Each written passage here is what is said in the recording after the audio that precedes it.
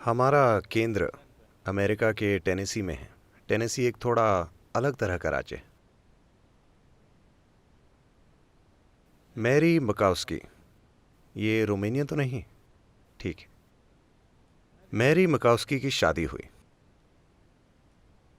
और अपने हनीमून के बाद वो घर आए और उसने अपने पति को डराया कि वो खाना खुद बनाने वाली। अब माफ़ कीजिए, उसने कहा कि वो नए पति के लिए खाना बनाएगी।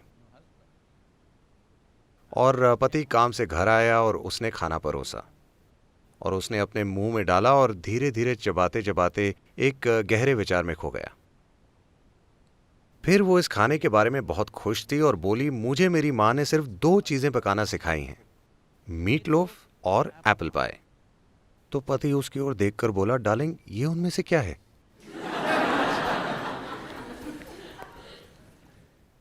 तो आपकी माताएं और आपकी दादियां अच्छी पत्नियां कैसे बनी?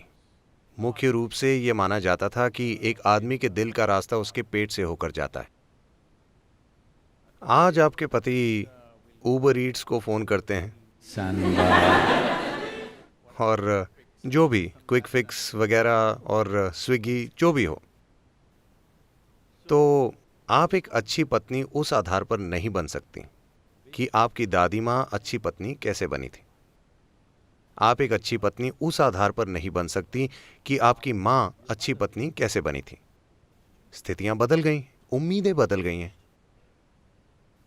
अब बात पेट की नहीं रही है। कुछ लोगों के लिए अब बात दिमाग की है, कुछ लोगों के लिए अब बात और नीचे चली गई है। हाँ,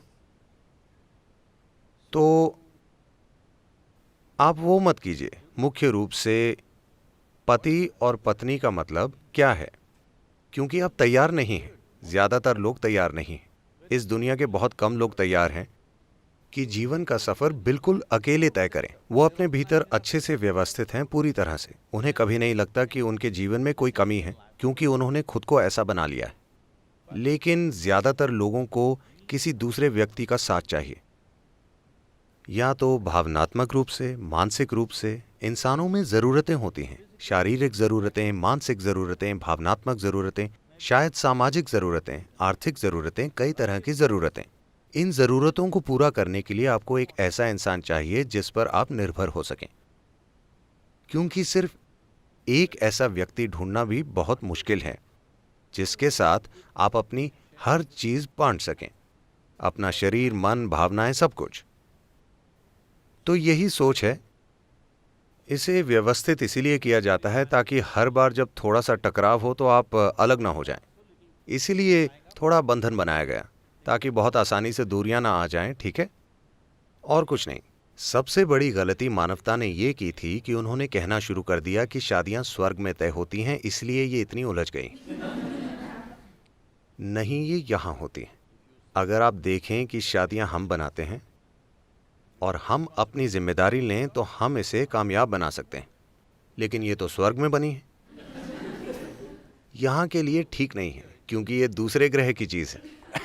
सब कुछ उलझ जाता है क्योंकि आपको लगता है कि ये कहीं और किसी और के द्वारा बनाई जाती है। अगर आप समझते हैं कि ये आपके द्वारा आपकी खुशहाली के लिए, आपकी ज़रूरतों और उद्देश्यों को पूरा करने के लिए बनाई जाती है, तो आप इस जीवन के सफ़र में कम से कम टकराव और संघर्ष के साथ जा सकते हैं। तब आप इसे ज़्यादा समझदारी से संभालेंगे, है ना?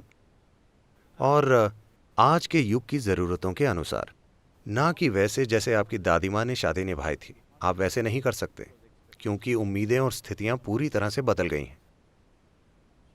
तो अगर आप किसी के साथ हैं जो आपका दोस्त है और जो आपकी ज़रूरत है, आपको समझना चाहिए आप इस रिश्ते में इसलिए हैं क्योंकि आपको ज़रूरत है। शायद दूसरे व्यक्ति को भी ज़रूरत है, लेकिन वो उनकी तरफ से है। जहाँ तक आपका सवाल है, आपने ये रिश्ता इसलिए बनाया क्योंकि आपको इसकी बहुत ज़्यादा ज़रूरत है।